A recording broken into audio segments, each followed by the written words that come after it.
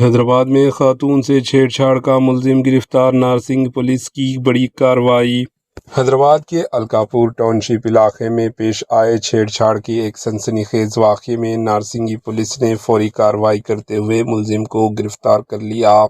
اطلاعات کے مطابق ایک خاتون اپنے 2.5 سالہ بچے کے ساتھ گھر واپس جا رہی تھی۔ اسی دوران ایک شخص نے اس کا پیچھا کرتے ہوئے مبینہ طور پر بدتمیزی اور چھیڑ چھاڑ کی، پیچھے سے اس کا قمیض اٹھا کر بدتمیزی کی۔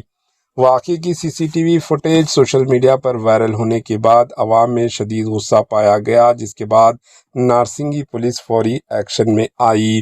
پولیس نے خصوصی ٹیم تشکیل دے کر تحقیقات شروع کی اور چند ہی دنوں میں ملزم کو گرفتار کر لیا۔